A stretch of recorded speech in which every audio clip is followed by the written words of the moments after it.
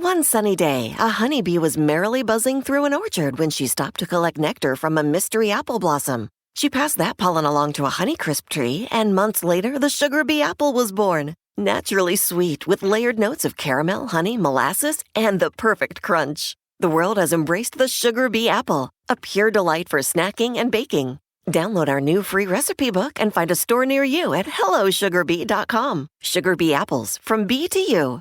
Waking up exhausted, foggy, and running on empty? For me, one of the missing pieces was magnesium support. That's why I added Magnesium Breakthrough Bye Optimizers to my nightly routine. It's a powerful all-in-one magnesium complex with 7 forms of magnesium designed to support relaxation, sleep, stress response, and recovery. If you're ready to feel more rested and have a great summer, go to byoptimizers.com/hags and use code HAGS for 15% off any order. Courage. I learned it from my adoptive mom. Hold my hand. You hold my hand. Learn about adopting a teen from foster care at adoptuskids.org. You can't imagine the reward. Brought to you by Adopt US Kids, the U.S. Department of Health and Human Services, and the Ad Council.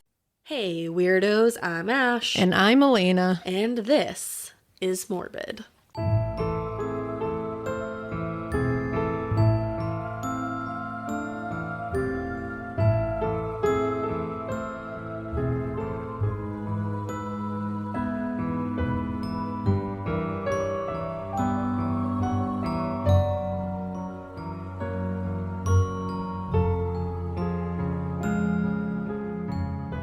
It is morbid, and it's going to get really morbid in here today. See, I like to do the Hey Weirdos, especially now, because we were saying it, I think, last episode. Whenever, like, you finish saying, and this is morbid, and then I have to comment, I'm like, it is.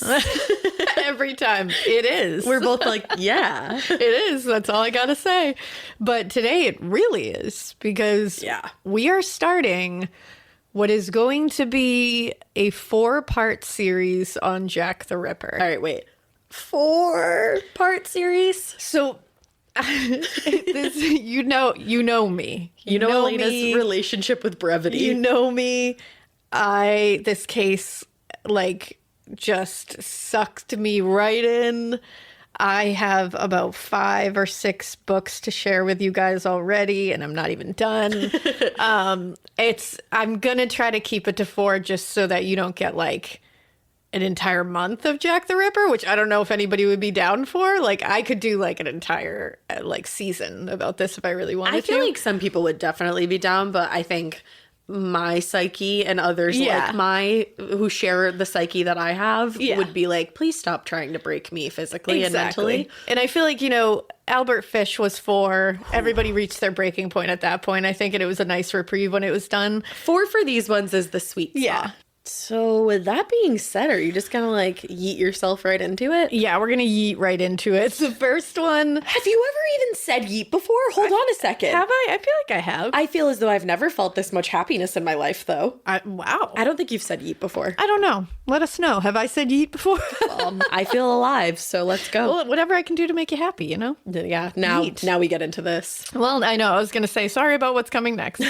I just want to mention a few of the books that I have used for this series so far. I am sure to be adding more by the 4th one, by the 4th episode, but I will let you know when there's other ones. You're a psychopath. These are really good books. You can get them on the Kindle. They're, Are you old?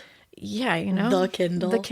The Kindle app. Get them on the Kindle Cloud Reader. Whatever, man. You can get them on your old screen. Get them on the internet and then get off my lawn. Get them on the World Wide Web. So the first one is Jack the Ripper and the Case for Scotland Yard's Prime Suspect by Robert House. Okay. The second one is The Hidden Lives of Jack the Ripper's Victims by Robert Hume. Okay. That's a good one because it really focuses on the victims. The third one, which I think right now is my favorite comprehensive look at the case, is The Complete Jack the Ripper. And that's by Donald Rumbelow. And then we have The Five, which is a really good book and a really interesting one because it's another one that really focuses on the victims. Nice. Their stories. You can get a lot of background. It's by Haley Rubenhold. She does an amazing job. And the next one I'm going to talk about, and the last one for now, is called The Ripper Code by Thomas Tuffhill, I believe it is. Tuffhill. They're all really great. They all give, different point of views. They all give really comprehensive looks at all the evidence, and they're fascinating, and I think you should read them, but I will link them all. Cool. And again, I'm going to be adding to that list, so stay tuned for that. So what we're going to do with this episode is I want to talk to you about Whitechapel, the East End at the time, which is in the late 1880s.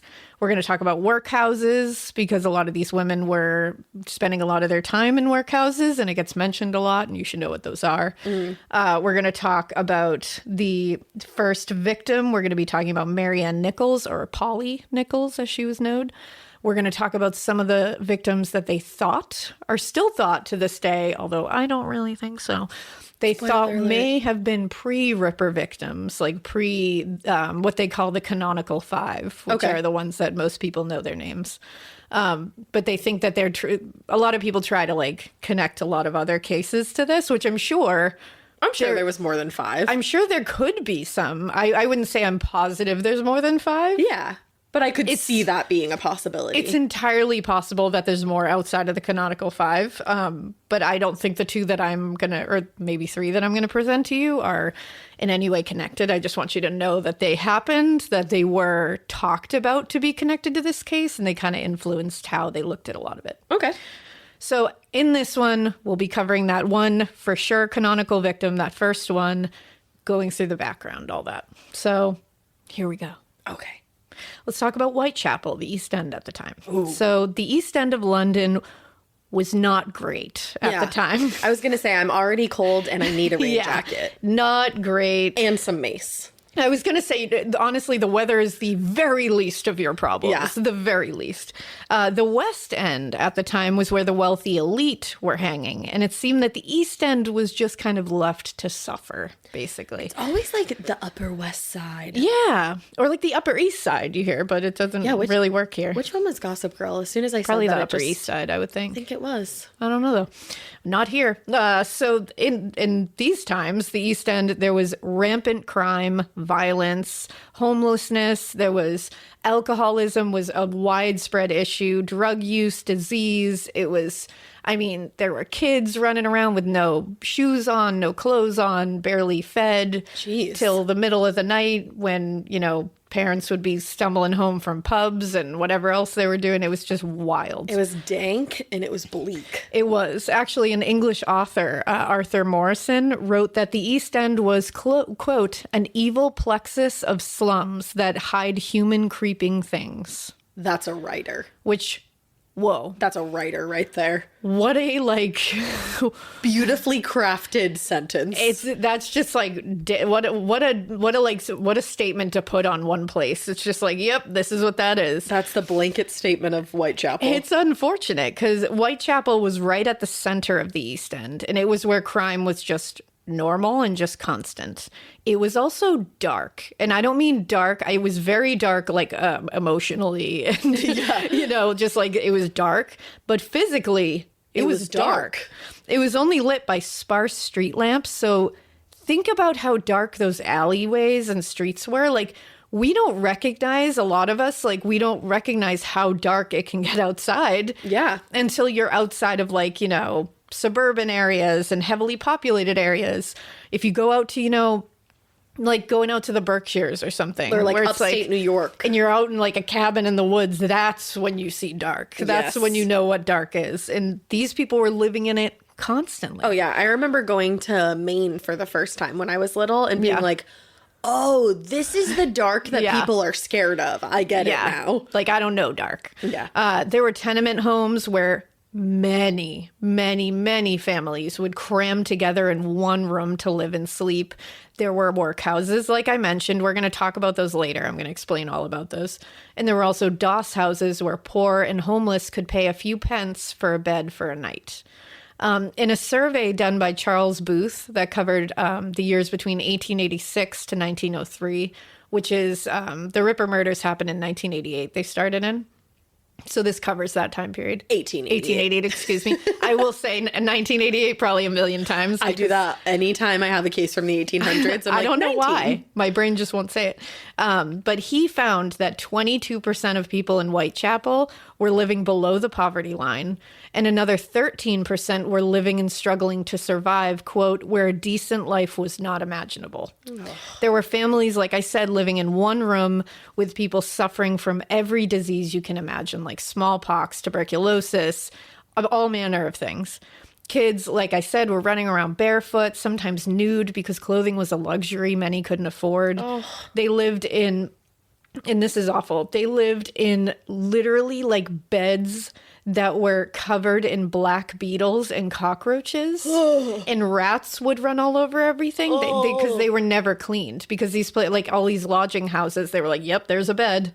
Ew. And it was just, you just had to deal with it. Filthy. And it was just to have some kind of roof over your head for a handful of hours before they would kick you out. And just thinking about like little kids in these living conditions, thinking about anybody in this living condition is awful. Yeah. But then you think about like kids that can't even wear clothing. Yeah. And they're just getting like bitten by bugs. And, Yep. And the thing is, at these lodging houses, you would have to leave during the day. So if you were ill or you were old or you were hurt, they would turn you out in the freezing cold until the night when you could pay again to come sleep in these horrific conditions. Wow, I didn't realize You did not get to stay there during the day. Get the hell out in the morning, earn your lodging money, and come back in and pay me for another night. And you couldn't even keep your stuff there either, I'm assuming. So it's like everything you have is just in one place. Because as we can see, even when like some of these women knew these managers of these doss houses and workhouses like really well after a while because they were there for so long. Right. And they wouldn't even hold a bed for them or anything. Even knowing them for so long, they'd be like, no, I'm going to earn my money. If someone comes and pays for that bed, that's theirs. Wow. Robbing, stabbing, mugging, drunken brawls. They were literally a minute-by-minute occurrence here.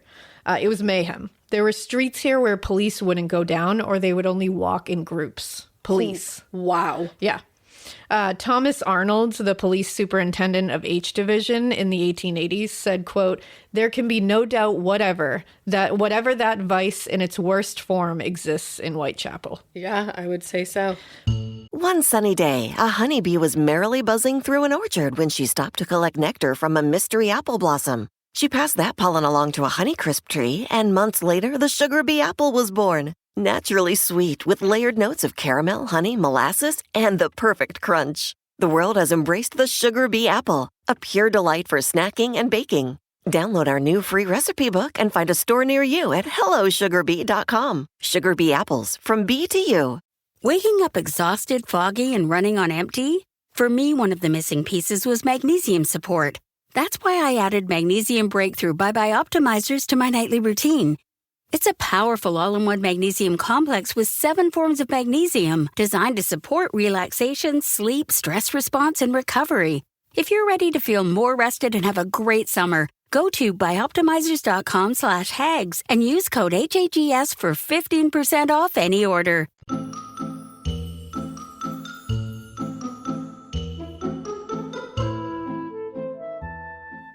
It was a night like any other. We ate some dinner, we chatted for a bit about school and work, and everything seemed normal.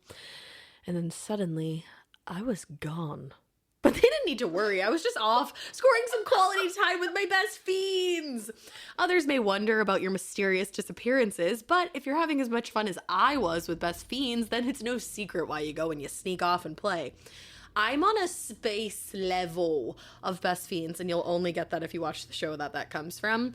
I am so far into this game, I cannot stop playing because I don't want to stop playing. What is Best Fiends, you ask? I tell you. I say, get cultured. Best Fiends is a free-to-download mobile puzzle game with thousands of exciting levels for new adventures and challenges every single time that you play. There are dozens of unique fiends to collect. Mine are cuter than yours. But you can customize your team of fiends to defeat the menacing slugs, or power up your favorite fiends to new levels for even more powerful skills and watch them transform as they get even stronger. I absolutely love watching my fiends evolve. I feel like it's like watching Franklin and Lux grow up, but like on an app. I don't know, it's weird, but I love it. And by the way, you can play anywhere with Best Fiends because you don't need Wi-Fi. With offline play, you will never be stranded without fun, even if you lose your internet connection. Brand new events and challenges pop up all year round, and they're always super cute themes too for like holidays and any like ongoing things. And you've always got a chance to earn exclusive in-game items, characters, and rewards, and the rewards are things like gold or extra keys that will lead you to getting more fiends or more chances to defeat the slugs. Download your new favorite getaway, Best Fiends, for free today on the App Store or Google Play. You'll even get $5 worth of in-game rewards when you reach level 5. That is best friends without the R. Best Fiends. Mostly for men at the time, you know, slaughterhouses were a massive market here, butchers, and they were just men walking around covered in blood all the time. So, because animals are being slaughtered like right out in the open. Just like over there. Like very brutal. So they're just walking around, remember, covered in blood a lot. Right. With aprons on. That's why some of this was a little tough, because we look at it and we're like, how's this guy committing, as we're going to talk about, like we'll get at least a good taste of it here, these atrocities. Right. That he would be covered in blood and no one's noticing him? Because everyone was covered in blood. A lot of people didn't bat an eye at it. I mean, people were beating the shit out of each other in drunken brawls and walking down the street with blood coming out of their face, and like no one's really thinking about it. There's slaughterhouses, butchers, all that stuff walking around covered in animal blood. Well, and I'm sure this was like the kind of place too where, because everything is so violent and scary, you mind your damn business. Yeah, that's what it is. And you don't pay too much attention to anybody. You got your eyes straight ahead. Yeah, so a lot of people were like, yeah, I wouldn't have noticed. Right. Like, I don't think I would have noticed this person walking away covered in blood, and if I did, it wouldn't have stuck in my brain because I see it all the time. And because these people are just so focused on survival. Yeah, exactly. And for women, sex work was also very rampant in the East End because it was really all they had at that point. Like, they didn't get a lot of other opportunities. They were called unfortunates. And it was either a full-time gig where that was where their money was being made. That was the only way they were making their money. Or it was something that women would find themselves having to do on the side while also doing things like being a dressmaker, a tailor, a laundress of other people's laundry if they were, but they were only able to do that if they had a place to launder other people's laundry. If they didn't have a roof over their head, they don't have a lot of options. And even a tailor, a dressmaker, they had to buy the stuff to do that. Right. And some of them couldn't do it. It's like you can't just start that business. Yeah. Up. You have to have like a little money set aside first. Exactly. And then like they would also, a lot of them would sell like paper and fabric flowers that they would make. Like a lot of them were really adept at sewing and crocheting and all that. Because you had to be. And women at that time wore big fancy hats that had a lot of artificial flowers and stuff, like the fancy women. And so these women would buy these artificial flowers. So they would travel into these like wealthier areas to try to sell them. Right. But then again, it's probably a means of traveling even. Exactly. There's so much against them. It was intense. And so when it came to sex work back here, once a client was secured, the act would take place literally anywhere. In alleys, in doorways, against walls. Right. Usually, like I said, people didn't have anywhere to bring a client back. Because they can't go back into those houses. Yeah, and it's like sometimes they can bring them back into these DOS houses, but most of the time not. It's gotta be the right time. And most of the time it's just like, all right, do it and get the money and leave. That's it, because you're doing it to get your lodging. And then you think about like the filth that adds to society. Sanitation. Sanitation was real bad back then. So it's like all this is happening in very unsanitary conditions. You would not want to go with a black light into Whitechapel during this time. Definitely not. Now, according to Jack the Ripper in the Case for Scotland Yard's prime suspect, right, Robert House, in 1868, there was a survey that showed there were 128 brothels in Whitechapel at the time and 623 active sex workers. Wow. Stepney, another part of the East End, had 932 active sex workers and 350 brothels. Wow. So as you can see, it was a big business. Now, any person would look at this and say that obviously the severely horrific living conditions and rampant poverty were likely the reason sex work was so rampant at the time, because there was no other choice. Yeah. It was desperation. It was how you were going to get your next meal. It was how you were going to feed your kids. Right. They were doing it for usually just basic human needs that everybody deserves. But at the time, the social reformers were like, no, women are just, these like women sex workers are just morally bankrupt sex fiends. Oh, yeah, definitely. And that they're doing it just because they like to. It's like, can you just give them an opportunity, maybe? Yeah, I don't know. Give them any opportunity to have any other job if they want to. Like, so even at the time of the Ripper murders, police commissioner at the time, James Monroe, said this about the victims, quote, "The only wonder is that the Ripper's operations have been so restricted. There is no lack of victims ready to his hand, for scores of these unfortunate women may be seen any night muddled with drink in the streets and alleys, perfectly reckless as to their safety, and only anxious to meet with anyone who will help them in plying their miserable trade." Wow. Yeah, it's definitely... It has nothing to do with the fact that there's no opportunities outside of this. Honestly, like, it's just on them. He's like, yeah, that's totally a you problem. Not a me problem. You're like, cool. You're like, all right, so I think it's time to get into, now that we've like set the background at least for what is going on here, let's talk about Mary Ann Nichols, better known to her friends as Polly. So sometime around 3:40 a.m. on August 31st, 1888, Charles Cross was on his way to work as a carman, which is somebody who drives a horse-drawn carriage for, like, fancy people. Cool. A chauffeur. Exactly. A jibes. A jibes. Get it? That's what I used to say. I know, chives. A jibes. Ash used to think it was chives. Yeah. Yeah. So he worked in Buck's Row, which in Whitechapel. And as he passed some gates and fencing along the road, right in the middle of the road, he noticed what he initially said he thought was a tarpaulin, which is a big waterproof tarp, essentially. But when he got closer, he saw that it was a woman lying on her back. Oh. She was laying very close to a locked gate. And what we'll see is that because how Whitechapel was, almost all of this, so many of these women, people saw them at first and were like, oh, it's a drunk woman just passed out on the ground. Like, no one thought twice about it. It's the fact that was like, oh, whatever. Yeah, just that was the first thing that popped into their head. Like, if you or I saw that, like, you would never think, oh, no, that's just a drunk woman on the ground. Just must be a drunk woman. It's like wild. No. And she was laying very close to the locked gate. He took a closer look and saw that she was still, and her skirt had been hiked up closer to her hips. Another man named Robert Paul, who was also on his way to home from work, or to work, it varies, he noticed this as well, and he came to help. So they felt her. She was cold in her face and hands. It was still dark out, so they couldn't see details.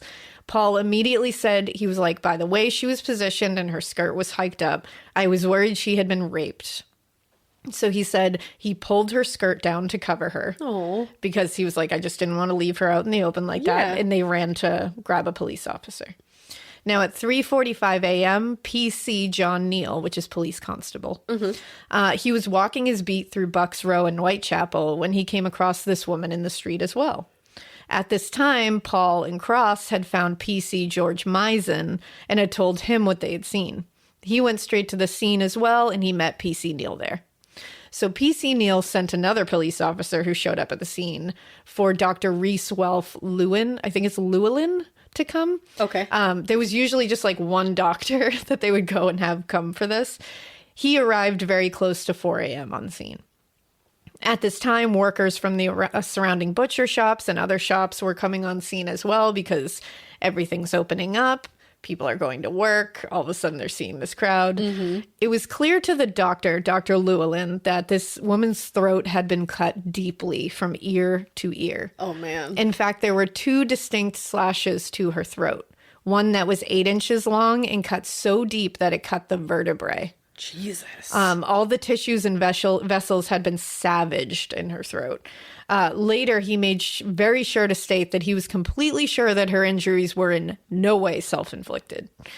Her eyes were wide open, staring at the sky, but not seeing anything. When the doctor felt her, her upper half was beginning to get cold, but her legs were warm. So they estimated she had been dead less than a half hour before they got there. Wow. Now, later in a report, PC Neal said, quote, I examined the body by the aid of my lamp and noticed blood oozing from a wound in the throat. She was lying on her back with her clothes disarranged. This woman was about 5'2", with hair that was brown but turning gray. She was missing 5 of her front teeth. She was wearing a brown-red ulster coat, black ribbed wool stockings, 2 petticoats, and a black velvet bonnet that looked new. On the bands of her petticoats were the markings of the Lambeth workhouse. So obviously she had been staying at a workhouse. Right.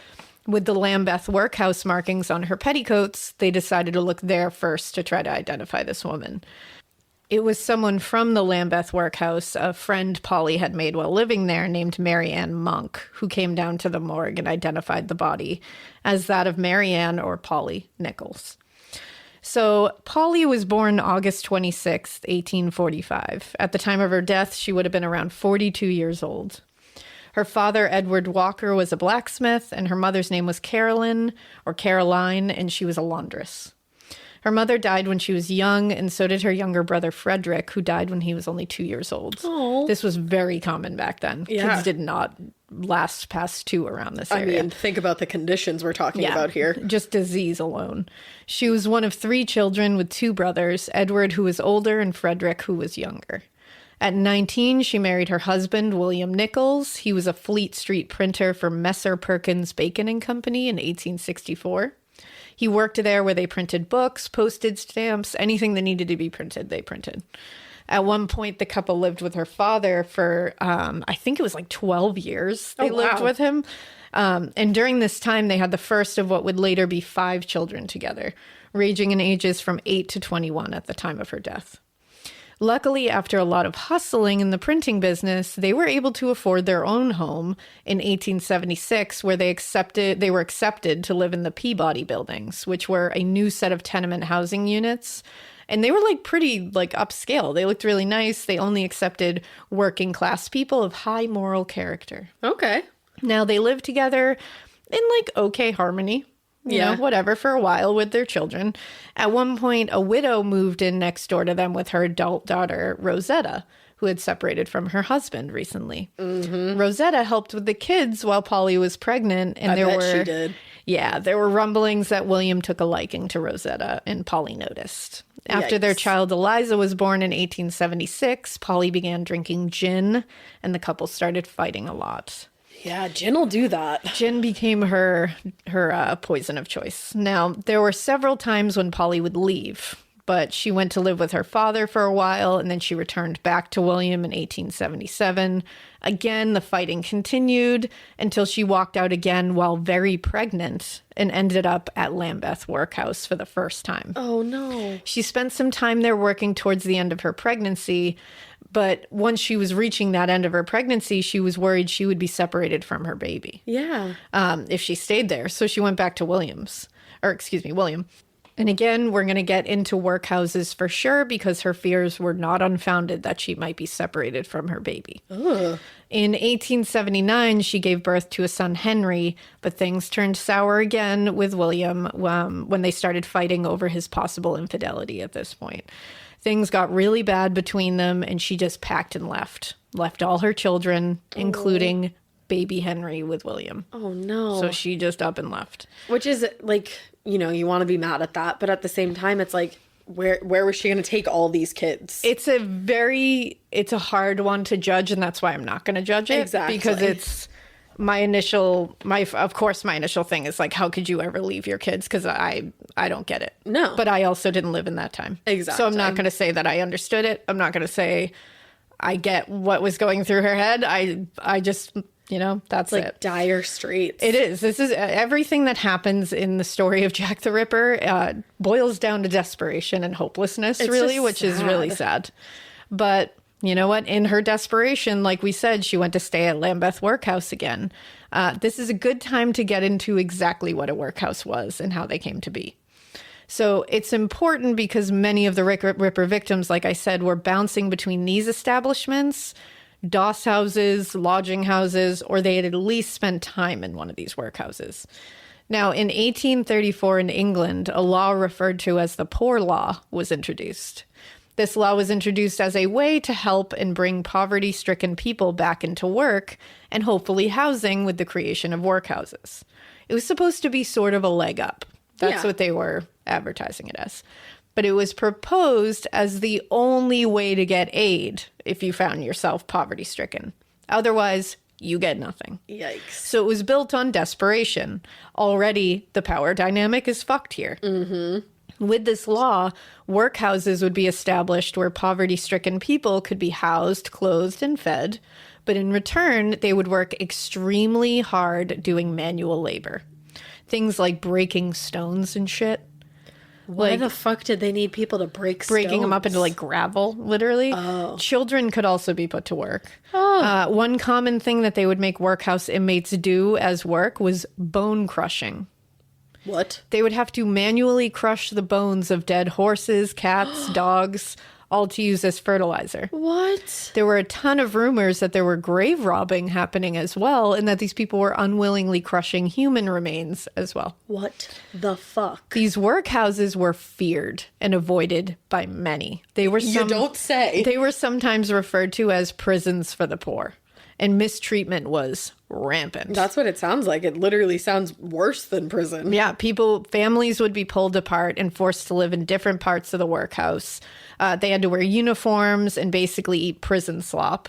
Also, immediately upon entering a workhouse formally, the person would lose all voting rights. What? Yeah.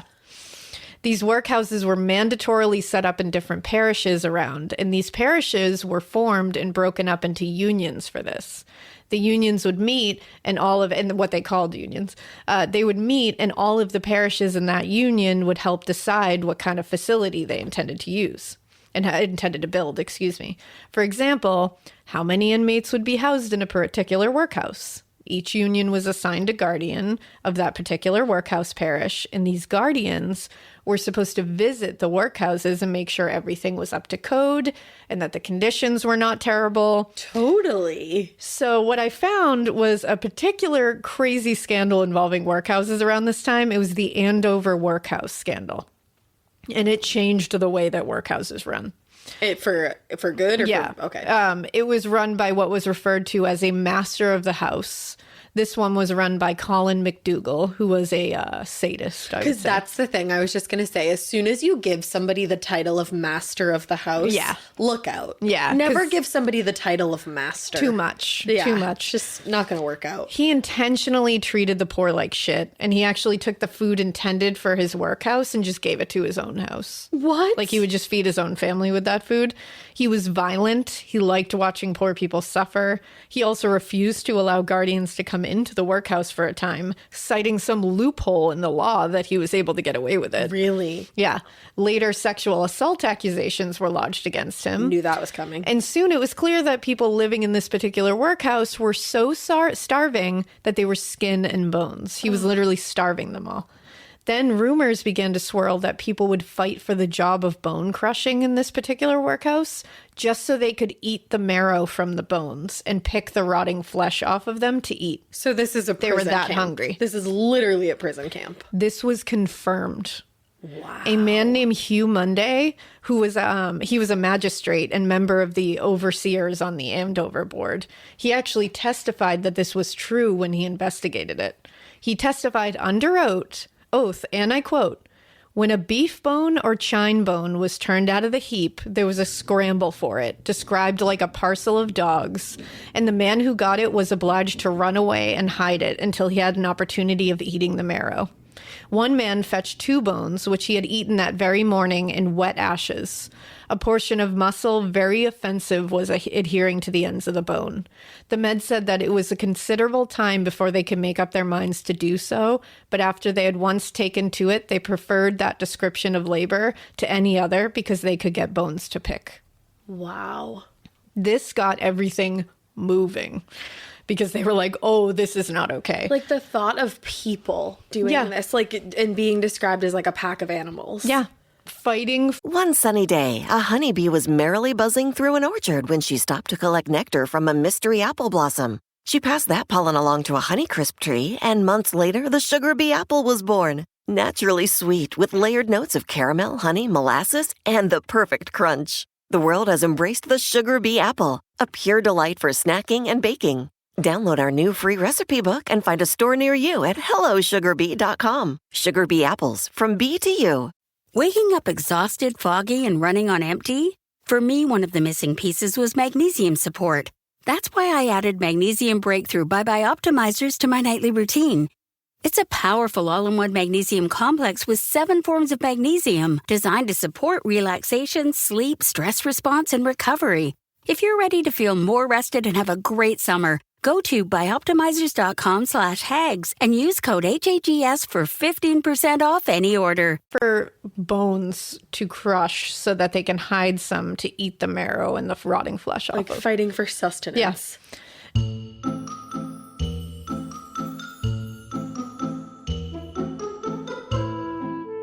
As a morbid listener, you know that the world can sometimes be a scary place. But no matter what happens out there, home should be the safest place there is for you and your family. And that is exactly why I recommend SimpliSafe Home Security. SimpliSafe is advanced whole home security that puts you, your home, and your family's safety first. I love it for like a myriad of reasons. I love it because there's a freaking panic button in my bedroom. Actually, the other night I had a nightmare that there was an intruder coming in, and then I hit the panic button and it was like, haha, joke's on you, buddy. And he ran out of there. It wasn't real though. Also, I just love that I can watch what's going on outside of my home, even if I'm not even near my home. Like when Drew and I were in Chicago like months and months ago, I was just watching the cameras outside to see, like, say hi to the mail people and just like live, you know? SimpliSafe offers comprehensive protection not only against intruders and burglary, but against expensive home hazards from flooding to fires. With 24/7 professional monitoring, SimpliSafe's agents take action the moment that a threat is detected, dispatching police or first responders in an emergency, even if you're not home. SimpliSafe uses proprietary video verification technology so that the monitoring agents can visually confirm the threat in order to get a higher 911 priority dispatch. Monitoring plans are affordably priced at $1 a day with no long-term contract or hidden fees because feeling safe at home should not break the bank. You can customize the perfect system for your home in just a few minutes at simplisafe.com/morbid. Go today and claim a free indoor security camera plus 20% off with interactive monitoring. Go to simplisafe.com/morbid. Now, but the problem was here that some of the players in this whole thing had a conflicting interest in keeping the Andover workhouse as it was. Right. Eventually, the inquiry into this mistreatment and torture of inmates was just dropped. Dropped. But luckily, this did make people look closely at what the fuck was happening here. The Poor Law Commission was basically running itself and had no parliamentary oversight at all. This was unacceptable, and it wasn't working, clearly. A bunch of newspapers reported about it, and this brought at least the removal of Colin McDougall in Andover, the master of the house there. But another asshole just took his place. Right. Now, during the investigation, Home Secretary Sir James Graham was found to have basically told the commissioners to get the whole Andover scandal quieted and concluded quickly. He was like, just make it go away. All of this led to a committee being formed to take action and investigate the Andover workhouse situation for real this time instead of just dropping the inquiry. Like, why would you just drop that? Because they didn't want to deal with it. How do you drop that? Yeah, because they don't care. These people didn't care. I just don't understand. Yeah. Again, I think we said this last time, but the lack of empathy. Yeah. They were horrified at the findings. This horror and mistreatment unfortunately ended up being an almost across the board situation when they started looking into other workhouses as well. They completely dismantled the Poor Law Commission at this time and changed it into a board that would have to have Parliament oversight. It slowly got better. And eventually, around 1930, the entire law and system was abolished. Good. And that was in 1930. Good. So remember this while we speak about what these women were living through. It just kind of paints a bigger picture of where they were in life. And the fact that it took from, like, this is the 1880s we're talking about, and it took until 1930 to have this abolished. Like, that's fucking wild. Yeah, and there was something called, like, picking oakum, and it meant, like, you would have to like untangle old like ropes from ships, and it would make your fingers bleed. Of course, yeah. And the kind of manual labor they had to do was so tedious and so harsh and so intense, and just for a meal. And it would just drive you insane after like a month or so. And just for a meal and a bed for the night. And then you'd be separated from your family because men and women were also separated from each other. They had to eat in separate places, work in separate places, sleep in separate places. Why? As long as they're getting their work done and Yeah. I mean, this is like ridiculous. Oh, you know why? I can tell you why. Because they didn't want them to have more babies. Yeah, they didn't want them to breed more poor people. Right. That's what their reasoning was, that they would openly say. So fucked. Yeah. Wild. So this is why we're gonna go back to the separation from Polly's husband. Okay. And her going and moving back into Lambeth Workhouse around 1880. And do you know how bad Lambeth was? Lambeth, I think, was like just on par with shittiness with workhouses, especially in 1880. Like shit was still really awry there. Kind of sounds like a workhouse is a workhouse is a workhouse. It really is. It's not great. You're not going to have a good time there. No. You're not going to get rest there. It's just not good. So after the separation from her husband, he allowed Nichols 5 shillings per week, which was actually required by law of him. Once you separated from your spouse, like the husband would have to pay a weekly allowance. It's like a what's that called? I know what you're talking about, but my brain won't think of it. It just is. You pay him money. Yeah. So there you go. That's what it is. Now, at the time of her death, he said he had not seen her in about 3 years. Oh, wow. So, now, in 1882, he found out through some channels that she had been living life as a sex worker since their separation. And so he said, I'm not paying anymore. So he stopped paying the weekly allowance. Her friends told her that she needed to get a summons to force him to pay again. And so she contacted the guardians of the parish of Lambeth, who you would go to if you were living in that workhouse. And they were able to then summons William to come testify as to why he stopped paying her weekly allowance. But after a bunch of witnesses were asked to testify about her quote-unquote street life and a quote-unquote immoral character, the guardians agreed with William's reasoning for stopping his required payment, and that was it. That sucks. Kind of shows you how the guardians looked at the poor. They kind of wanted to keep them desperate so that they were forced to work in that workhouse. Yeah, they needed their work to get done. Now, interestingly, later in 1896, this is just like a little side thing. This was after the Ripper murders. A 7-year-old boy named Charlie Chaplin would show up at the door of Lambeth Workhouse with his mother and brother after their father abandoned them. You're telling me that is this Charlie Chaplin? Yeah. What? They found themselves on very hard times after his dad had abandoned the family. Yes, that Charlie Chaplin lived at Lambeth Workhouse for a spell. Wow. Isn't that wild? That is. But back to Mary Polly Nichols. After losing her allowance from William, she tried to retain lodging in many different places around the area, but nothing stuck. She could get it for a night here and there. She stayed with her father for another stay, but her drinking caused them to have some issues. He said later he never threw her out, but there were times where it just got too bad and she would leave. Yeah. So by this time, William had actually moved on with Rosetta. Yeah, I knew that all along. She was pregnant with his child. Fuck William. Yeah. She bounced again around to different workhouses and lodging houses. And in 1886, her brother Edward actually died from a fire. He died in a fire. His funeral was the last time her father saw Polly alive. That's so in sad. 1886. Also, just to back up for a second, fuck William for cheating on his wife and then saying, I'm not going to continue to pay her even though I'm the reason why she left. Yeah, it's like a real bad situation. Like, that's just that's a dick move on a dick move. Exactly. It's sadness on every level because it's like... And just betrayal. She was drinking because she was depressed because from he his was actions being unfaithful. And she was feeling like this Rosetta was this younger, pretty thing. And she was having all these babies and probably like that can fuck with your hormones, everybody. Of course. And it can make you feel... They didn't know what postpartum was back then, of course. And it can... When he's looking at this younger woman, you're sitting here thinking like, what the hell is going on here?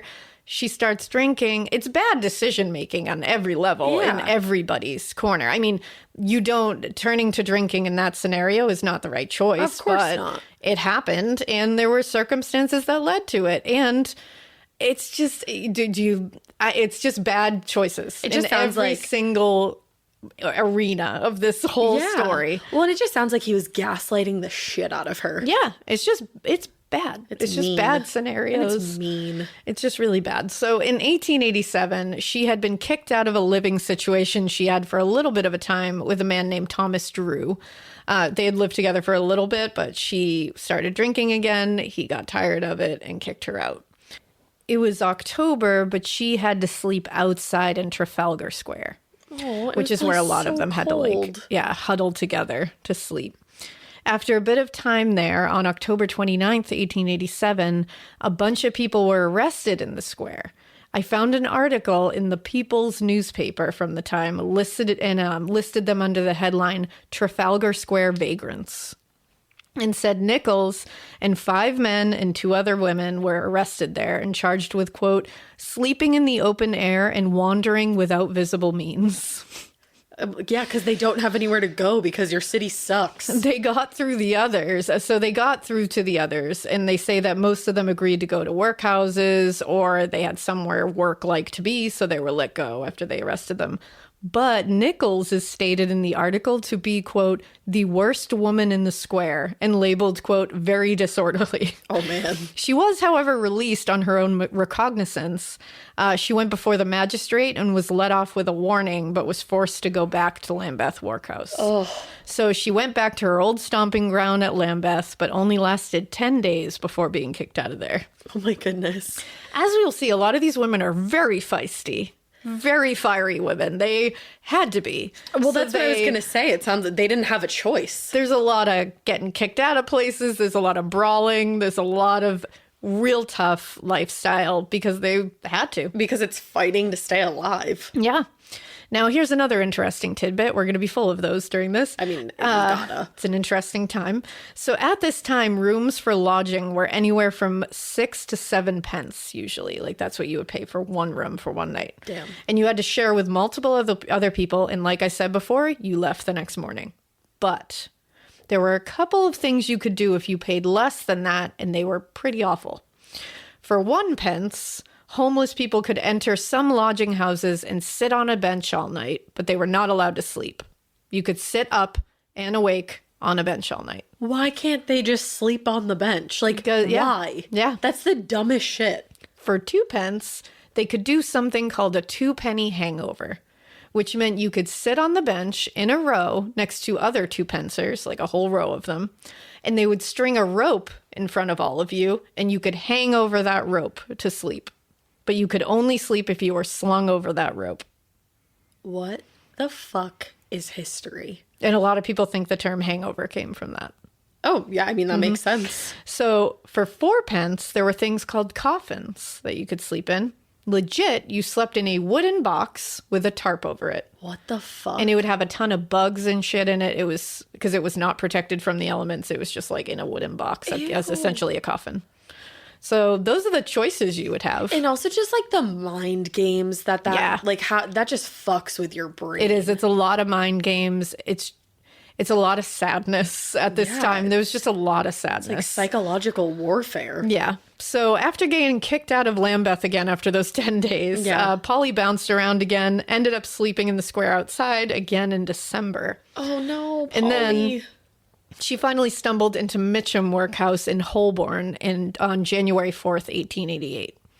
At the time, she had a nasty cough and was very ill after sleeping outside in December. So then when she came into the workhouse, they sent her right to the infirmary. Because they did have infirmaries here. Okay, that's good. I'm shocked. Yeah, I know. She spent a good amount of time there. And in April, she was sent back to Lambeth because that was her home parish. And apparently Holborn didn't want to pay to take care of her in their parish anymore. Wow. Yeah. She did pretty well this time around, and the matron of Lambeth Workhouse actually ended up recommending her for a job working as a domestic servant for a couple, Francis and Martha Cowdrey, who lived in a newly built home called Ingleside in Wandsworth Common. Okay. It was this beautiful looking like brownstone kind of thing. And like a really great opportunity for the time. Opportunity to get at least a leg You'll have up. a place to sleep. Yeah.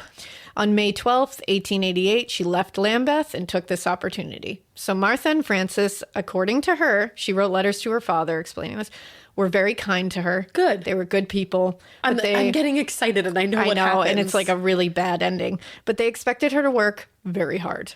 She was the only quote-unquote servant in the home, and she was the only person on staff. She was expected to cook, clean, keep the fires going, keep the chimneys clean, polish silver, run errands, do sewing work, needlepoint, litter, laundry, she was run the house. The type of shit that will make you go crazy. Yeah. It seemed for a while that she at least attempted to throw herself into this kind of life. She was like, you know what? Maybe this is my chance. And she had said that to her father. She wrote in an email. I almost said, oh my God. She emailed him real quick. She opened her MacBook and said, type, gmail.com. She wrote a letter because we are talking about the 1880s. She wrote a letter to him and said, I'm really going to try to get this going. I think this is my opportunity. It's really hard work, but it's also very tedious. I'm very bored, but we can do this.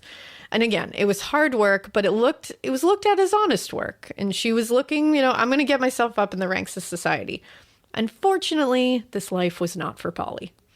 Who knows what the reasoning really was, but she ended up just up and leaving exactly 2 months after she started to work there. She is feisty. I feel she's been bouncing around now for years. Yeah. In workhouses, lodging houses. She's tired. Been on the streets. She slept in the square. She's been arrested. She's been in brawl. Her life is a constant fight. Yeah. And I feel like this, I imagine, again, I have not been in this position, so I cannot say for sure.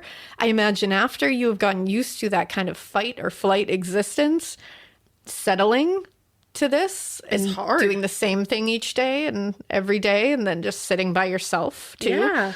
It must be lonely and must be a very hard transition to go through because she was never alone in the streets and on these workhouses and lodging houses. She had people around her. She had people that she knew. She at least had people that were friends of hers. She's really alone here. So who knows though? She just 2 months after up and left.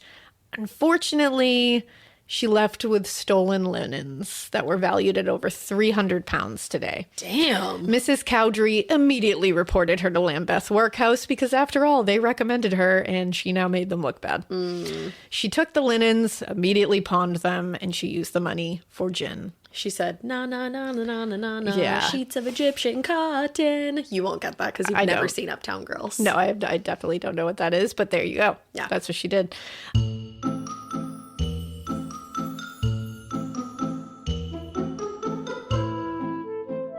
Now a word from our sponsor, BetterHelp. Let's talk about your mind and different ways that we can take care of our mind. We can do yoga. We can talk to a professional. We can shop. One sunny day, a honeybee was merrily buzzing through an orchard when she stopped to collect nectar from a mystery apple blossom. She passed that pollen along to a honeycrisp tree, and months later, the sugar bee apple was born. Naturally sweet, with layered notes of caramel, honey, molasses, and the perfect crunch. The world has embraced the sugar bee apple, a pure delight for snacking and baking. Download our new free recipe book and find a store near you at hellosugarbee.com. Sugar bee apples, from bee to you. Waking up exhausted, foggy, and running on empty? For me, one of the missing pieces was magnesium support. That's why I added Magnesium Breakthrough Bye Optimizers to my nightly routine. It's a powerful all-in-one magnesium complex with 7 forms of magnesium designed to support relaxation, sleep, stress response, and recovery. If you're ready to feel more rested and have a great summer, go to byoptimizers.com/hags and use code HAGS for 15% off any order. All our woes away, if you're me. It's like, how well would you take care of your car if you had to keep the same car for your entire life? You'd probably take care of it very well. So if that's how our brain works, then why don't we treat them the exact same way? How we care for our minds affects how we experience life. So it is important to invest time and care into keeping them healthy. You will notice when you don't. There are plenty of ways to support a healthy brain, like learning a new language or taking power naps, and there's also BetterHelp online therapy. I am such a big proponent for therapy. I actually love talking to my therapist because she just has this way of showing me like the bigger picture. You know what I mean? Like, I'm like, oh man, girl, like this is happening and everything sucks. And she's like, no, check this out. And, maybe think this way. And then my brain feels better. So it's nice of her to do that. BetterHelp is the same. BetterHelp is online therapy that offers video, phone, even live chat only therapy sessions. So you don't have to see anybody on camera if you don't want to. It's much more affordable than in-person therapy, and you can be matched with a therapist in under 48 hours. Our listeners get 10% off their first month at betterhelp.com/morbid. That's betterhelp.com/morbid. She didn't know where to go or what to do at this point, so she turned back to sex work. She obviously had stopped while she was living with the Cowdreys, but this was all she could do at this point. She could manage to stay at some lodging homes or doss houses on both Thrall Street and Flower and Dean Streets around this time. But apparently, according to the Hidden Lives of Jack the Ripper victims, Thrall Street was so dangerous that this was the street that police would only walk in, I think, groups of threes. Wow. Yeah. She was staying in a doss house on Thrall Street the night she was murdered. What was a doss house? I think you said it before, but I'm doss house, this is where you could get a room for like 4 pence, 3 pence. You basically could just stay there. Kind of like a motel. It was a bed. Okay. That's it. You're getting a bed. You don't pay for your bed. Get the fuck out. If you pay for your bed, you can stay here till the morning, then get the fuck out. Gotcha. Basically. And again, you could get some of these for 4 pence, 3 pence if you shared, and even 2 pence at the time, but that was rare.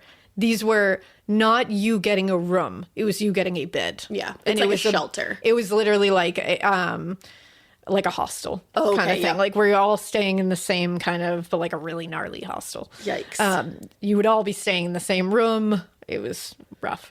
Now, between August 24th and August 30th of 1888, Polly definitely had a room at White House, which was at 56 Flower and Dean Streets in Spitalfields.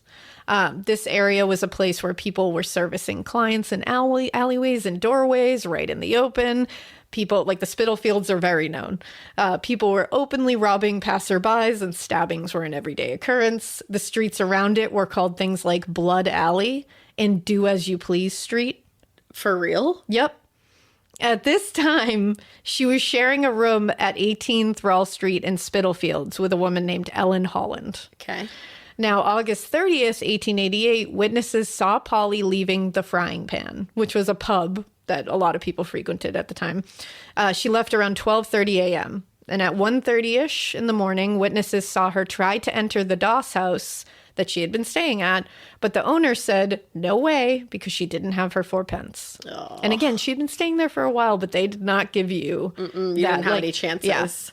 She was heard laughing in his face and saying, quote, and this is a quote that is like across the board that people said they heard. She said, quote, "I'll soon get my doss money. See what a jolly bonnet I've got now?" And she was showcasing a black velvet bonnet that appeared to be new. Oh. No one had seen it before on her. So nobody really knows where it came from. But it was like, I guess it was like, had like the, almost that wicker look on part of it, but it was black velvet on the inside. And it was black, like that wicker stuff. Right. Now, a bit after this, she ran into Ellen, who was her roommate at that doss house. She ran into her around Osborne Street, and they just chatted for a bit. Ellen said Polly seemed very happy, very drunk. And Ellen was like, hey, like, why don't you come back to the doss house with me? Like, you need to get off the street. Mm-hmm. And Polly responded, quote, "I've had my lodging money 3 times today, and I've spent it at the Frying Pan or the 10 Bells. I won't be long before I'm back." Oh. So she was literally like, oh, I've made it 3 times today, and I've spent it. Oh. And she was like, okay. So she left Ellen towards Whitechapel Road. Her plans were very clear. She was going to get a client, make her 4 pence, and she was going to head back to the doss. That's what she told Ellen. Okay. It was a very short time later, around 3:45 a.m., that Polly Nichols was found brutally murdered on the street in Bucks Row, Whitechapel. It's so sad because she was so close to just going in for the night. And she seemed to be having, like, she was just joking with people to just be like, fuck it, I've spent all my lodging money, but I'm just going to go make some and I'll be back. Like, she just seemed like she was just having like a whatever night. Like, yeah. And then she just leaves her friend, her roommate, and there it is. And it was right around her birthday. It was, yeah, which is really sad. Yeah. Now, after the initial examination, after she was found, the doctor on scene ordered that she be taken to the mortuary that would be for the workhouses. Mortuaries were definitely not the morgues of today.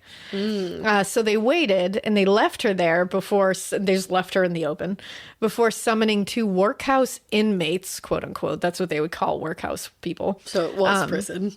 Basically, to come and move her. So they were like, that was part of their workhouse job. Yikes. So they came and immediately took her to the very crude mortuary that was where she was going to be examined. It's like a hut on the side of the road. No, it's like literally like a shed in like next to a workhouse, basically. There she was stripped of all of her clothing. And while this was happening, they noticed that besides the gaping and obvious neck wound that they saw, there was a hidden and rather large and very jagged gash on the lower left side of her abdomen. Oof. Her intestines were literally spilling out of this wound. Now, according to The Complete Jack the Ripper by Donald Rumbelow, quote, the abdomen had been cut open from the center of the bottom of the ribs along the right side. Under the pelvis to the left of the stomach, there the wound was jagged.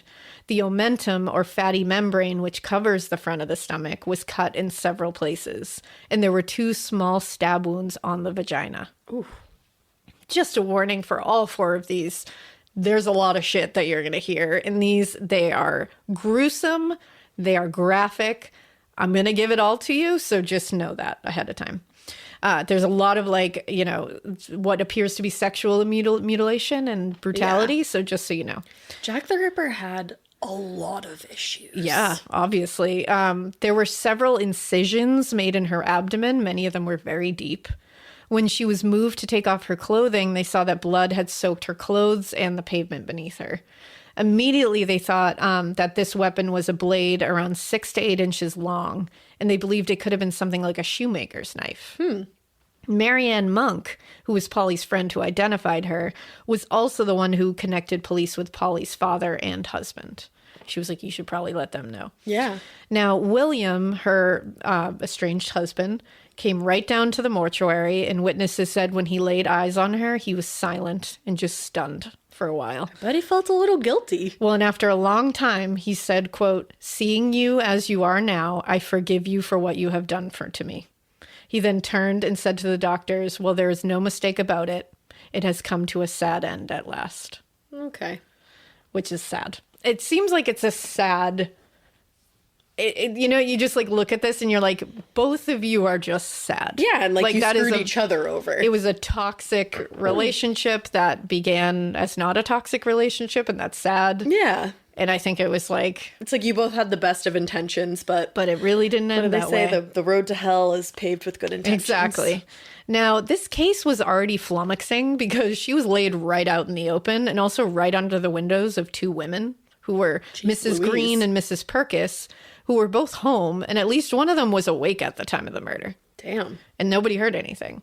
So this killer must have been fast and must have been efficient to sever that windpipe so quickly. So that she couldn't scream. To render her silent while he mutilated her. Right. Now, Thursday, September 6th, 1888 was Polly's funeral. William paid for it, but did not come. 6 years later, he married Rosetta. I'm done. 6 years later. I'm done with Rosetta. Yeah.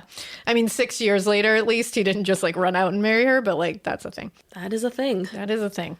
Now, interestingly, like I said, they were at a loss because this man or group of people, they were pretty sure it was one man, had done this quickly, very efficiently, and was able to run away without being seen and would have been covered in blood, at least on his hands. But who wasn't? The only thing they could point to, like we talked about earlier, would be the various butcher shops in the area and slaughterhouses, which would make it easy for someone to go around unnoticed with blood all over them. It's so crazy to think about that. Yeah, especially in the early morning when everything's getting set up. Yeah.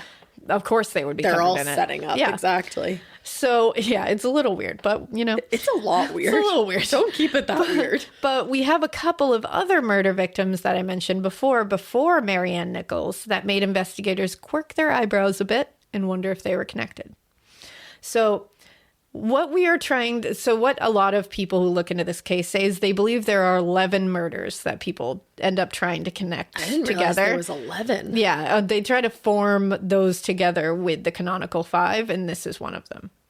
So there's hot debate about whether there were 2 victims before Nichols that seemed to be connected, or just one, or any before her at all. All right. I am on the none before her at all. Oh, okay. So you don't think, you think she is definitely Jack's first? I believe she's the first one that we know about, but if I find another one, I will eat my hat. So the Newcastle Chronicle and then the Hull Daily Mail wrote articles claiming that there were 6 Whitechapel murders. As we know, canonical 5. Emma was the first that they cite, this woman named Emma. So they were at least at the time claiming that she was part of this canonical set. they looked at her as part of this 5. Okay. We know the name of one victim for sure was Emma Elizabeth Smith. This is one of the victims that they try to claim. She was attacked April 3rd, 1888, which was only a few months before Polly. She was 45 at the time of her death and was working as a sex worker at the time and was living in a doss house at 18 George Street, Spitalfields. Not a lot is known about her, but she's often described as a widow who had 2 adult children. She had a tendency to drink a lot, and when she did, she often got herself into fights. She was seen many times with black eyes and other injuries, which she would say was because of a bar fight or a fight in the street over some silly nonsense. It was 12:15 a.m. April 3rd that her friend and fellow lodger at the Doss House, Margaret Hayes or Hames, different in different sources, Margaret saw her speaking to a man dressed in a black suit with a white handkerchief around his neck. She said he was average to medium build, and unfortunately she could not identify him if she had seen him. She was like, I don't think I could pick him out of a lineup, to be honest. Which, like, good for her for being honest. Yeah, I know. Just like, sorry, I can't do that. We appreciate it. You know, she was seen speaking to this man in the area of Farron Street, Limehouse. It was shortly after this that something terrible happened to Emma. She survived it, but she was badly injured. Oh, shit. Yeah. So around 4 or 5 in the morning, she initially survived it, is what I should say. I had a feeling that's what you meant. I was going to say. Around 4 or 5 in the morning, she stumbled back into the lodging house at 18 George Street. And the deputy of the lodging house, Mrs. Mary Russell, immediately saw that she was in terrible shape. She saw her face was a bloody mess, and her ear had almost been completely cut off. Jeez. She told her that she had been beaten, raped, and robbed on her way home to Osborne Street. She said she was in a lot of pain in her lower half of her body, and with that, she was taken to London Hospital. This is where it's really bad, and I'm going to warn you ahead of time. It was found that she had walked a quarter of a mile to the lodging home from where she was attacked by herself. Wow. It had taken her 4 hours. Oh. And she had passed multiple police officers, none of which she asked for help, and none of which they asked to help her. Jesus Christ. This is just so sad. And it's like she would have, when you find out what her injuries are, it would have been very clear that she was in pain. And I know it's dark, and I understand that you couldn't see that she was covered in blood. You're a police officer. But she had to have been moaning in pain. There's no way she was silently walking this for 4 hours. And I'm sure she's walking like shuffling, basically. Oh, yeah, because when you find out what her injuries are, there's no way she was walking normally. It was discovered by Dr. George Haslip, who was the surgeon on duty when she arrived at the hospital, that aside from her facial injuries, she was suffering from incredibly horrific internal damage because a blunt instrument had been forcibly inserted into her vagina, hard enough to cut the perineum, which is the skin between the vagina and anus. Also, the peritoneum had been ruptured. This is the tissue that lines the abdominal wall and also lines most of your internal organs. Oh my. She had torn a length of fabric from her shoulder strap and used it to hold between her legs and soak up the blood. So she walked the entire 4 hours with that between her legs, soaking up the massive amounts of blood she was losing. Like she's hemorrhaging. Yeah. Unfortunately, she died the following day from secondary peritonitis, which is an infection and inflammation of the peritoneum from rupture. That's what they thought happened to Virginia Rapé. Yeah. But before her death, she had told those around her what had happened to her. She was like, I got to tell you what happened. Now, an inquest was ordered into her death April 7th, and apparently the police weren't even told about any of this until April 6th.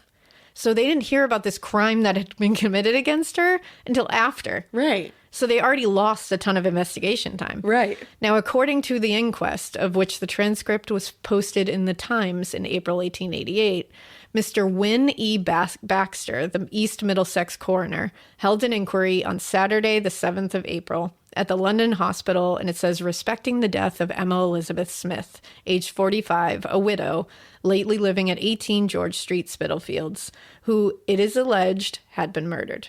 Chief Inspector West of the H Division of Police attended for the Commissioners of Police. It says Mr. George Haslip, house surgeon, stated that when the deceased was admitted to the hospital, she had been drinking but was not intoxicated. She was bleeding from the head and ear and had other injuries of a revolting nature. Witnesses found that she was suffering from rupture of the peritoneum, which had been perforated by some blunt instrument used with great force. The deceased told him that at 1:30 that morning, she was passing near Whitechapel Church when she noticed some men coming towards her. She crossed the street to avoid them, but they followed, assaulted her, took all the money she had, and then committed the outrage. She was unable to say what kind of instrument was used, nor could she describe her assailants, except that she said that one of the youths was of 19 years old. Death ensured on Wednesday morning, April 4th, through peritonitis set up by the injuries. It says Chief Inspector West H. Division stated that he had no official information on the suspect and was only aware of the case through the daily papers. Jeez, imagine like you're reading the daily paper as the police chief and you're like, oh, cool, maybe somebody should have called me. He had questioned the constables on the beat, but none of them appeared to know anything about the matter. The coroner said that from the medical evidence, which must be true, it was clear that the woman had been barbarously murdered. It was impossible to imagine a more brutal and dastardly assault, and he thought the ends of justice would be better met by the jury recording their verdict at once than by adjourning to some future date in the hope of having more evidence brought before them. When police did investigate the scene and the crime, it was tough because, again, it was reported days after. When they looked at the scene, they found there was no blood on the pavement, so they assumed her clothing and especially the cloth she ripped from her shoulder strap had soaked it all up. They had no physical descriptions of the men or man, other than the notion that she kind of believed one of them was around 19 years old. Yeah. So this one, because she stated in no uncertain terms that it was men, I don't think this is it. That's what I was thinking too, because she said it was a few. You know? Yeah, and it's the robbing thing. I think that most of the time when there was any kind of robbing associated with the Jack the Ripper case, it was fake, staged, or just, it just, I don't know. It doesn't ring true to me, and I don't think he would leave a victim alive.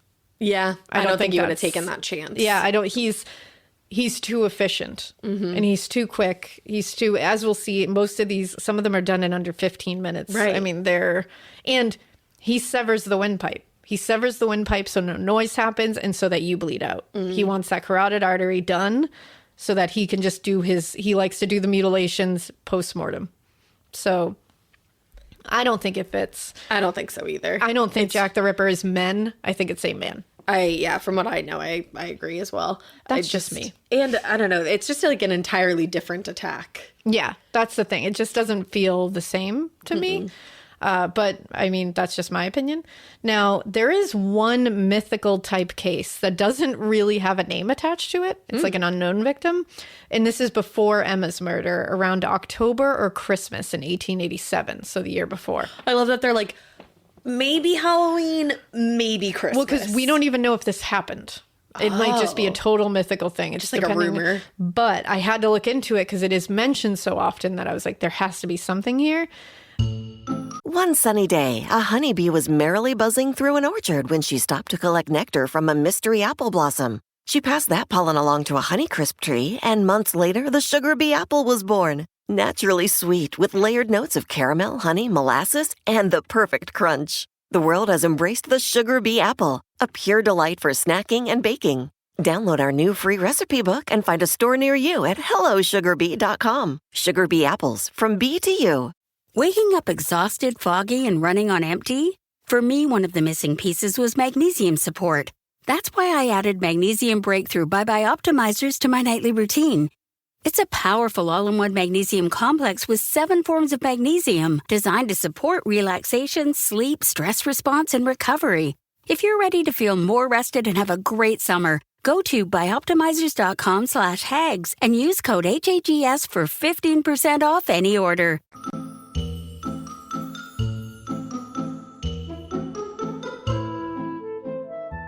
With my schedule and how I am always on the go, I don't have a ton of time to do the things like I love to do, and one of those things is reading. I used to be such an avid reader, but that is exactly why I love Audible, because now I still can be. Audible offers an incredible selection of audiobooks across every genre. They've literally got everything. They've got bestsellers, new releases, celebrity memoirs, mysteries, thrillers, motivation, wellness, business. Maybe someday they'll even have The Butcher in the Red. You'll discover exclusive Audible originals from top celebrities, renowned experts, and exciting new voices in audio. like Alaina's. No, I'm just kidding. As an Audible member, you can choose one title a month to keep from their entire catalog, including the latest bestsellers and new releases. All Audible members get access to a growing selection of audiobooks, Audible originals, and podcasts that are included with the membership. You can listen to all you want and more get added every single month. Something that I think you might want to listen to is one of the 400 book recommendations that Alaina has for Jack the Ripper. So once you're done listening to this episode, you can go see if any of those are on Audible. And guess what? I think some of them just might be. Let Audible help you discover new ways to laugh, be inspired, or be entertained. New members can try it free for 30 days. Visit audible.com/morbid or text morbid to 500-500. That's audible.com/morbid or text morbid to 500-500 to try Audible free for 30 days. Audible.com/morbid. So it's an unknown woman who was also said to be found on Osborne Street or around Osborne Street. She was later referred to as Fairy Faye. That was her nickname. Aww. But in an article in the New York Tribune, so another country, remember, we're over here now. So take this with a giant grain of salt because news is like a giant telephone. As we well know. It said this. The history of the Reign of Terror, which now paralyzes all London with the panic of fear, reaches back for a year. The Mutilators first, because they used to call this the Mutilation series, and him the Mutilator. Yikes. The Mutilators' first success was achieved early in the month of October 1887, when in the dark hours of the morning, the frightfully lacerated body of a woman was found lying in the passageway of a narrow alley in the immediate vicinity of Bishopsgate Street East. The victim was an elderly woman, gin-soaked, degraded, and lost. No one appeared to be aware of her real name. Her friends, if any, had long ago disappeared. She stood alone among her kind, a homeless, shameless wanderer. Nobody cared about her. Nobody made the least effort to find out why she was murdered or to discover her murderer. They regarded it as the most natural and fitting kind of death under the circumstances, shoveled her body underground, and forgot the case within 2 days. Wow. Now, that kind of thing, that kind of statement, that kind of description of this particular case is mentioned in a lot of newspapers, but they don't have a name for her. And there's a lot of debate since no real name is attached to it, and it has so many similarities when you really look into it to Emma Smith's case. That maybe it was the one we just talked about. A lot of researchers wonder if these two cases are actually just a jumbled misrepresentation of Emma's case. And this second case is just pieces of the real Emma case that changed a bit to represent another fictional victim. Okay. Because I couldn't find reports of it in the year 1887. There might be some. Right. But it's just interesting. Well, you have to wonder, too, like, was that a filler article? Yeah, you don't know. Because, that's the thing. They're in a lot of newspapers, though. And in London. Okay. She's mentioned that case is mentioned in a lot of different newspapers all over the place. Do you think it could have just been, like, the hype about the case and, like, well, there's another one? And it definitely could have. That's the thing. But then I was like, why is it getting mentioned so much? I can believe that, like, we jumbled Emma into another fictional victim just because of the hype. I can get that. But then I came across, because I was like really obsessed with this, and I really went crazy one night, and I came across this parliamentary debate from November 14th, 1888, where a guy named Mr. Pickergill, who was a member of parliament at the time, brought up the existence of a woman being brutally mutilated and murdered the Christmas before Emma Smith. Oh. So Mr. Pickersgill brings up, he's like talking about Sir Charles Warren, who was, this is really funny, Sir Charles Warren, I had to talk to John about this because he was a criminal justice major too. He was an answer to many of my criminal justice tests in college. Like, as soon as I saw that name, I was like, oh, that guy. Yeah. So what they're doing in this debate, he talks about the Metropolitan Police Force and how he is running it amid what they refer to as the mutilation series. And in this debate, it states, quote, 2, at least, of the murders in the East End did not belong to what we might perhaps call the mutilation series. So long ago as Christmas week last, a woman was murdered in the streets of Whitechapel, and again on Easter Tuesday, another unfortunate woman, while passing by Whitechapel Church, was done to death by a gang of 3 men. She lived long enough to state her story so far. It was perfectly clear that these crimes did not belong to the abnormal series, which was now baffling our detective system, but they rather pointed to that disorderly condition of the public streets.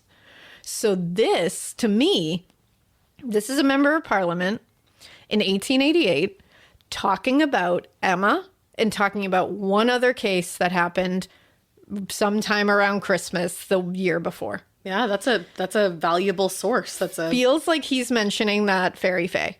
Yeah. And this also illustrates how people in the press were likely trying to connect these murders to Jack the Ripper at the time. But even they state that it was like, even the Parliament debate, they're stating these are clearly not connected, but instead just show how terribly dangerous the East End was at the time. Yeah, exactly. So as far back as then, they were being like, no, I don't think these two are part of the mutilation series. I think they're just showing how shitty things are and how we're not investigating these crimes properly. I mean, so that to me shows me Emma's not part of this series. And neither is potentially and neither is Fairy Fae. So bringing us back to August 30th, there's also another woman named Martha, who is like the third one after Emma, I believe. They try to connect her a lot to it. That one has no connection to me. So I didn't even go into it because it doesn't connect to this case even slightly, in my opinion. Okay. I also wish that instead of Jane Doe, we said Fairy Fae for Fairy everybody. Fae. I know, it's a really pretty way to describe someone. It is. It's like more, it just like feels better than Jane Doe. It's just nice. You know? So bringing us back to August 30th, when Polly Nichols met her unfortunate end. There were cries for justice, and the police wanted a suspect, obviously. They began speaking to sex workers in the area and women who would have been friends with the victim to ask if they knew of any terrible men who could have done this. Like, have you run into any bad clients? Many of these women had one name to say, and it was John or Jack Pizer. Better known for his nickname, Leather Apron. What? He was a boot finisher, which is why he often wore a leather apron, and that's what they called him. That sounds so intense. I'm a boot finisher. I'm a boot finisher. He was a true asshole. He used sex workers, but also blackmailed them and physically assaulted them brutally. Fuck this guy. They were scared of him and conveyed this to the police. One newspaper described him as, quote, a more ghoulish and devilish brute than can be found in all the pages of shocking fiction. Whoa. Inspector Joseph Helson of Scotland Yard said, quote, a man named Jack Pizer, alias Leather Apron, has for some considerable period been in the habit of ill-using, and they referred to them as prostitutes, in this and other parts of the metropolis. He actually went on the run when he heard that he was a person of interest. I will say right now, I don't believe Leather Apron is the guy. You don't? I don't think a lot of people believe Leather Apron is the guy. He's just an I'm asshole. sure some people do, but I do not. Now, meanwhile, the police were a mess at this time.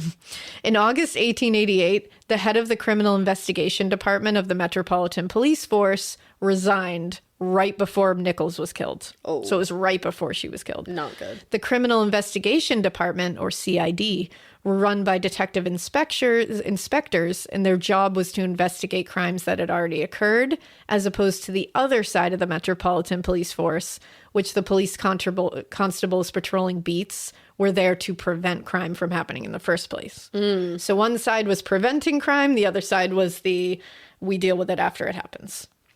So the head of the Criminal Investigations Department resigned right before Nichols was murdered, and in stepped a guy named Robert Anderson. So Anderson worked for years in Secret Service and spy circles and was placed into the role of chief of the CID in August 1888. Now, as luck would have it, and the Ripper case is full of bad luck, as we will see in further installments of this, Anderson was a fucking mess in August 1888 too. He was so overexhausted from his various dealings and work that he was on the brink of a nervous breakdown and a possible physical breakdown. Because he was like, he had 100 different jobs. He was the head of all these different departments. He was like strung out to the furthest. Right.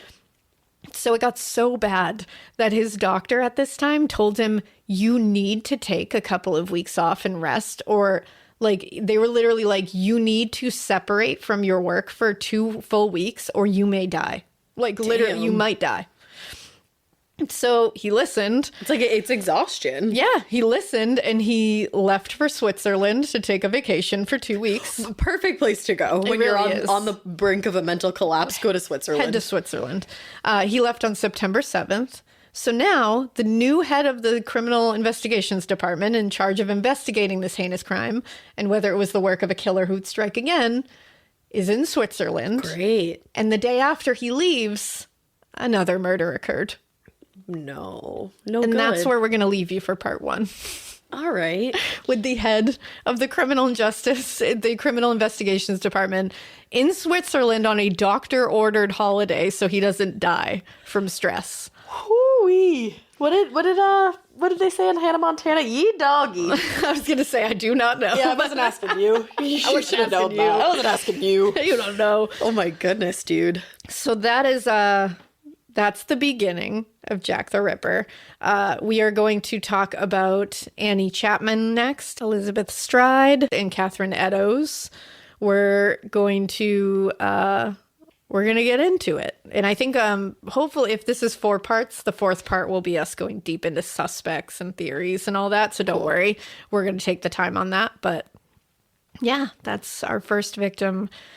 Mary, or Polly is what she was known to as people who loved her. Polly Nichols. Just like so sad overall. Just it's really sad. This whole thing is sad. Like devastating. There's a lot of like really getting into Annie Chapman next too. Like it's just really sad life, basically. All these women, I feel, just had like the saddest lead up to the most brutal end. Yeah, it really is. It's just like all of it is really brutal. But I'm going to link all 5 of those books that I mentioned, and I'm sure by part 2 I will have added more to your reading list on top of that. So people are going to have to get new bookshelves after this. You're going to have to get an entire shelf that's just for Jack the Ripper stuff. I mean, people are ripperologists. People like absolutely like dedicate their lives to this. So I get it. I used to not get that. I get it. Oh, I get it. When you become like so enthralled, and especially with a unsolved case that has so many theories, I get it. Well, that's the thing. I always thought it was an interesting case, but I was like, how can you really be a ripperologist? How much evidence can you really be looking at in all this? And then when you start diving into it, you're like, holy shit. It's like overwhelming. I remember my sophomore or junior year writing like a silly paper about it, you know, just a high school paper, and being like, oh my God, like, how am I going to get all this information in one paper? And I very much did not. I very much did not. I did not do so. Well, the amount of witnesses that are involved, the amount of people who saw these women at different times and could state what they saw is really interesting. Newspaper.com, I'm telling you, is like, woo! It's a gold mine. I have been... And they don't pay us, just so you know. Like, I'm just like... No, we pay them. Yeah, I pay them, and I will continue to. Because it's a great research source. And finding these old newspapers that were written at the time. I know. And in the panic, and in the vernacular that was used. It's just all like... I couldn't get enough. I was printing out so many of them, and John was like, please stop. It puts you there. Oh, like, it's wild. Like you said, like with the vernacular and everything. And it's real. It is, yeah. It makes it real, because sometimes it's hard. You know, over 100 years ago, it's hard to put yourself in this as like a reality. And then when you start reading the newspapers and reading these witness statements and the coroner's reports and coroner's inquests, you're like, holy shit, this really happened. Yeah. Like, this is a real thing that happened, and it's really fucking brutal and really awful. And these women, it's so sad. But there's a couple of websites I'm going to link to that are just like fascinating, and you guys will get just taken down the rabbit hole with them. Cool. There's like Ripper Casebook and a couple of other ones that I really want you to go see, because they're just wealths of information. They have a lot of the inquests and all that. So, and actually one of them, after I found that parliamentary debate, I kept searching further, and I found that this other website had also found that parliamentary debate. Sick. So I was like, cool, okay, so it's real. Nice. I was like, that's fun.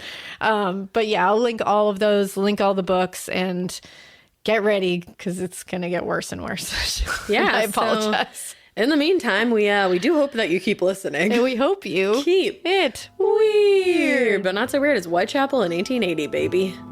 It got better, guys, I promise.